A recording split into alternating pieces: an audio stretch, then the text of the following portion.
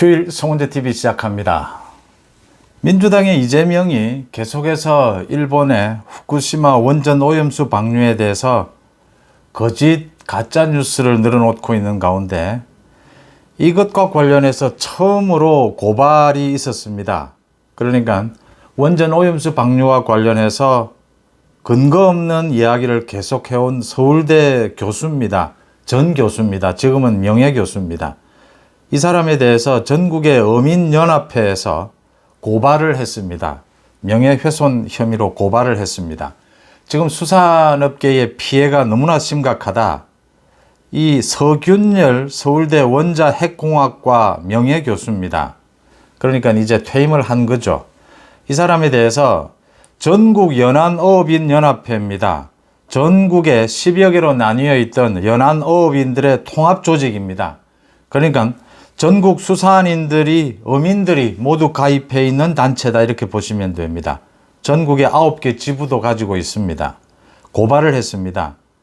우리에겐 생업이 달린 일인데, 목숨이 달린 일인데 서균열 교수가 제대로 된 근거도 없이 계속 국민들의 불안감을 부추기고 있다. 그래서 명예훼손 혐의로 고발을 했습니다. 이게 지금 서균열 교수가 계속 여러 매체에 나와서 방사성 물질이 무거워서 가라앉더라도 이게 해양 생태계 먹이 사슬로 침투할 우려가 있다. 5개월만 지나면 우리 동해안으로 유입이 된다.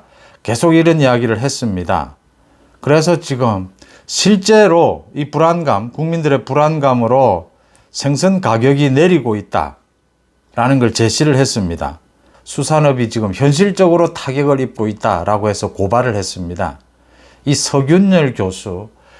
서균열 교수라고 하는 이 사람이 지금 말이 이런 정도입니다. 이게 지금 얼마나 황당하냐 하면 아예 우리나라에서 일꾼을 보내서 몇천억 원이 들겠지만 일본의 오염수 방류 이걸 바다에 못하도록 일본에 인공 호수를 하나 만들어주거나 탱크를 만들어주자 이런 주장을 합니다.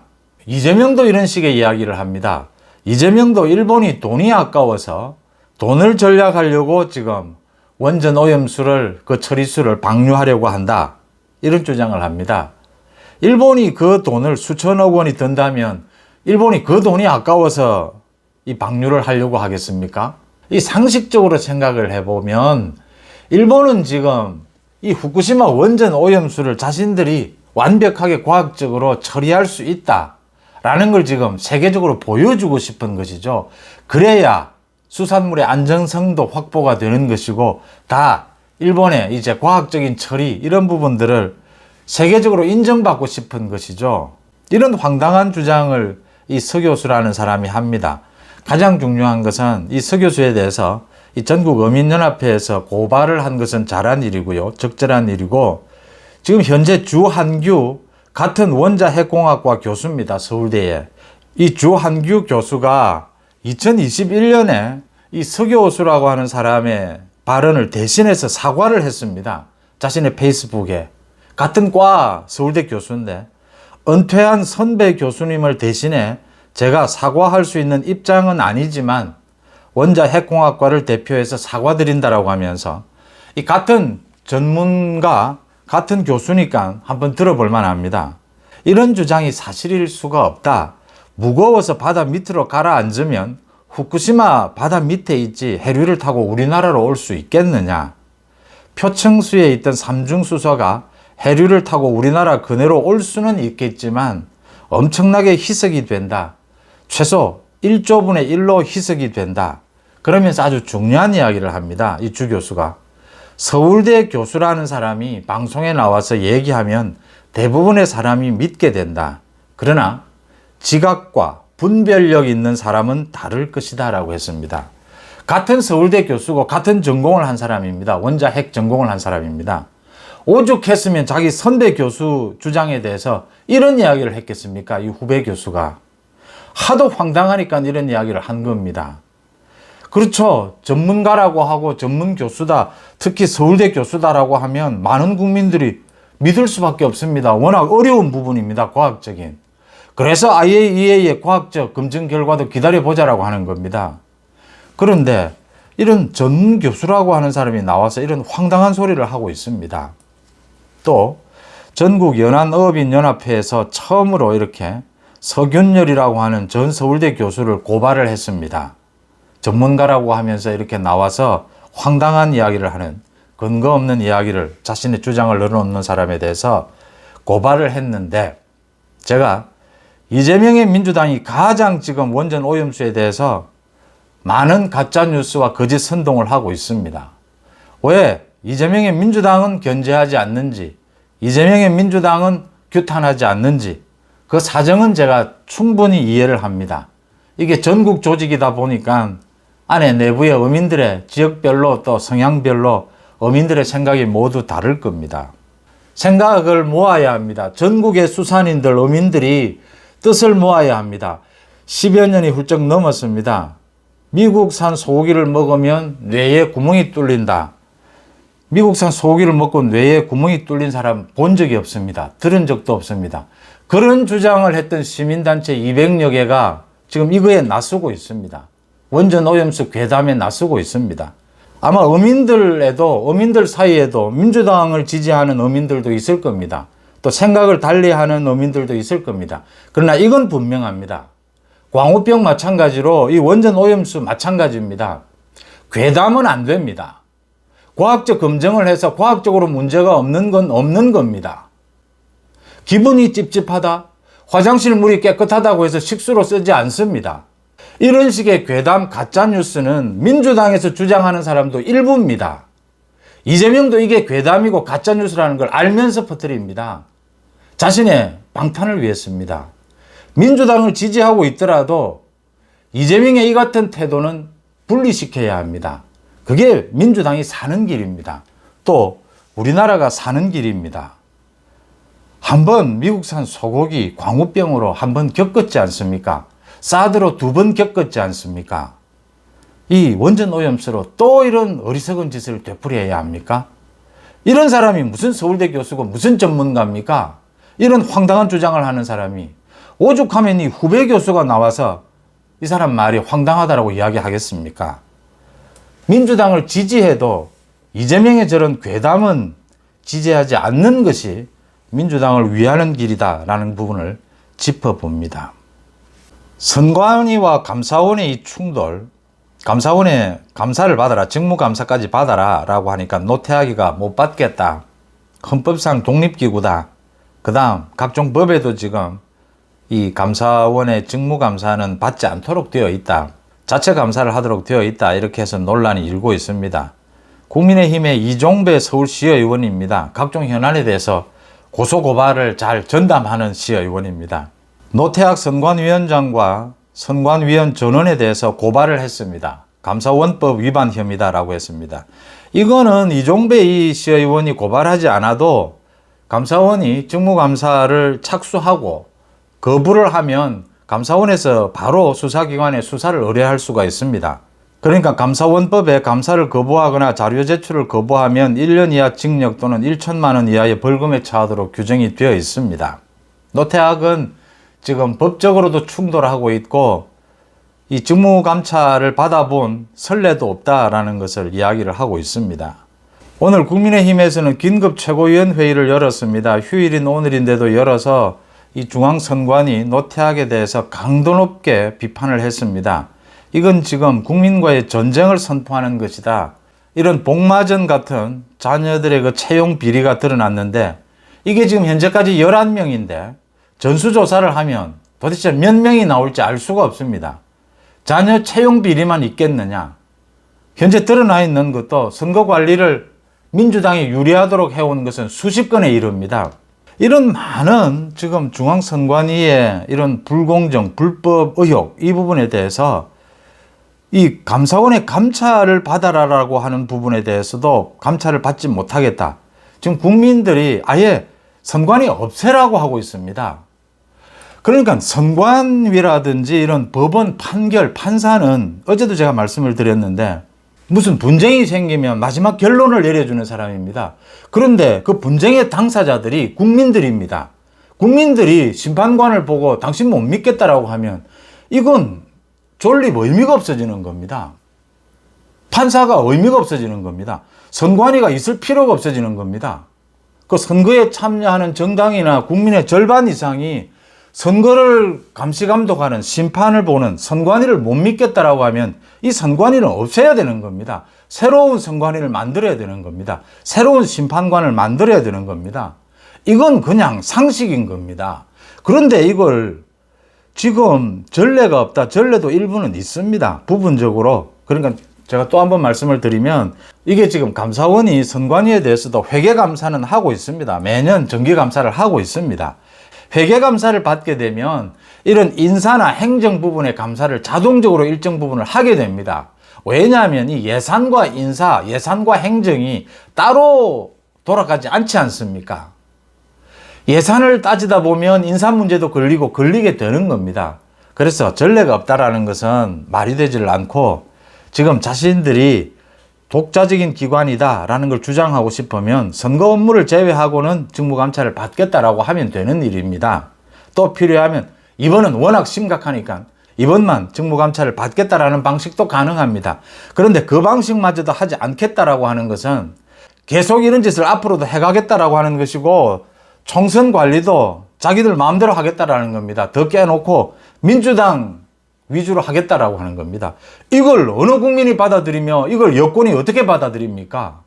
그러니까 오늘 이제 김기현이 이야기를 했습니다. 이 민주당과 중앙선관위가 이익 공동체다. 서로가 지금. 그러니까 이런 비리를 저지를 수 있었던 것은 지난 5년 동안 중앙선관위에서 이 당시에 집권하고 있었던 문재인 정권의 비호가 없이는 도대체 이게 가능했겠느냐. 또 이렇게 버티는 것은 국민과 전쟁을 하자는 건데 지금 무슨 다른 의도가 있다. 더 드러나지 않은 비리가 있든지 앞으로 또 총선 관리를 이렇게 불공정하게 하겠다라고 하는 의도가 있든지 다른 의도가 있다라고 밖에는 볼 수가 없다. 이제는 중앙선관위와 민주당의 결탁 부분까지 본격적으로 정치권에서 비판이 터져 나오기 시작했습니다. 국민들은 이미 알고 있는 부분이었습니다. 그 다음 이 민간 시민단체 부분입니다. 며칠 전에 감사원에서 시민단체 부분을 이 조사를 해서 결과를 발표를 했습니다. 오늘은 정부가 각 부처별로 모두 감사를 실시해서 이게 지금 전국의 지자체를 비롯해서 정부 부처별로 모두 시민단체를 지원을 합니다. 국고 보조를 합니다. 그래서 전 부처가 나서서 지금 감사를 한 겁니다. 지난 3년 동안 국고 보조가 제대로 됐느냐? 이 감사 인력이 있으니까 감사 기간도 있었습니다. 지난 4개월 동안 감사를 했습니다. 다 할 수는 없고 절반 조금 모자랍니다. 한 1조 원 정도 지급이 되는 이 시민단체의 사업에 대해서 감사를 하니까 1865건이 적발이 됐습니다. 이 금액은 300억 원이 넘습니다. 별의별 희한한 일들을 다 했습니다. 묻혀있는 민족 영웅을 발굴한다라고 하면서 윤석열 퇴진운동을 벌였습니다. 그 예산으로. 각자 해외여행을 하고 아예 민간단체가 없는 곳도 있었습니다. 그러니까 유령단체입니다. 유령단체. 이렇게 만들어 놓고 지난번 감사원의 그 민간단체에 대한 조사 결과와 비슷합니다. 횡령, 리베이트 수수, 허위 수령, 사적인 사용, 서류 조작, 각양각색입니다. 할 수 있는 불법 비리는 다 저질렀습니다. 민간단체에 대한 국고 보조금, 먼저 보는 놈이 임자다라는 게 문재인 정권 5년 동안 나왔던 얘기입니다. 윤석열 정부가 이제 앞으로 5천억 원 정도의 이런 국고 보조를 줄이겠다. 또 철저히 감사를 하겠다. 남아있는 시민단체, 감사를 못한 시민단체도 모두 감사를 하겠다라고 해서 더 드러날 겁니다.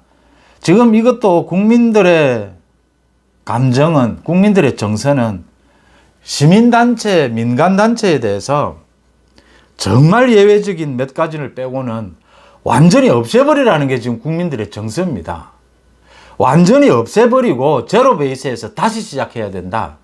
지금 있는 시민단체니 민간단체니 조합이니 하는 것들 국고 보조 완전히 없애버리고 새로 처음부터 정말 지원해 줘야 될 곳을 하나, 둘 이제 선정해 가는 그게 맞지 않느냐. 이게 국민 정서입니다. 윤석열 대통령이 방통위원장 한상혁을 소위 쫓아냈습니다. 비리를 저지른 의혹으로 기소가 돼서 이를 제대로 처리를 하지 못하기 때문에 이 한상혁을 면직을 시켰습니다. 그 다음 방송통신위원장, 새로운 방송통신위원장으로 이동관, 동아일보 출신 기자입니다. MB 이명박 정부 당시에 홍보수석을 지냈습니다. 대변인도 지냈고 뭐 다들 많이들 잘 아실 겁니다. 이동관은 윤석열 정부의 특보도 지내고 있습니다. 또 윤석열 후보 시절부터 홍보나 이런 부분에 있어서 많이 뭐 기여를 한 이런 공로를 인정받고도 있습니다. 이제 국회 인사청문회를 거쳐야 합니다. 그러자 뭐 당연히 야권에서는 방송 장악하려고 하는 의도다라고 이야기를 하고 있습니다. 기울어져 있었습니다. 방통위가 엉망진창이었습니다. 문재인 정권. 그래서 MBC, KBS 저게 가능했습니다. 김어준식의 김어준 방송이 가능했습니다. 그걸 똑바로 세우겠다는 겁니다. 지금의 여권 유리하도록 하지 않겠다. 그러면 또 문제가 생깁니다. 윤석열 정부가 지나고 나면 또 문제가 생길 겁니다. 윤석열 정부가 말하는 법치 공정은 바로 세우자. 누구에게나 공정하면 된다. 누구에게나 공정하면 누구도 불만을 가질 수가 없는 것이다. 문재인 정권, 민주당이 불공정하게 이 방통위를 장악해 왔다. 그래서 지금 새로운 방통위원장으로 이동관을 내정을 하고 지금 현재 대통령실 그다음 법무부에서 인사검증을 하고 있습니다. 이동관이 언론의 경험도 많고 또 뭐 여러 가지 정부에서 일한 경험도 있고 윤석열 정부의 탄생에도 기여를 했고 또 지금도 특보를 하고 있고 여러 가지 일들을 하고 있어서 이 방송의 공정성을 되찾는 부분에 능력이 있다라는 부분은 평가를 받고 있습니다. 그런데 문제는 이동관은 이 자녀 학폭 부분으로 지난 10년 동안 계속 논란이 되어 왔습니다. 이게 뭐 간단하게 제가 말씀을 드리면 2011년의 일이었습니다. 그 자녀가 학교에서 학폭 문제에 걸려들어서 전학을 했습니다. 결국. 그래서 학폭의 내용이 있었는데 좀 학폭이 발생하면 이게 엄중하게 처리하는 이런 매뉴얼이 있는데 그런 매뉴얼을 충분히 따르지 않았다. 또 학생들 간에 이렇게 합의가 이루어졌다. 그래서 전학하는 걸로 이렇게 마무리가 됐다. 여기에는 당시에 이동관이가 그러니까 MB정부 때입니다. 홍보수석이었습니다.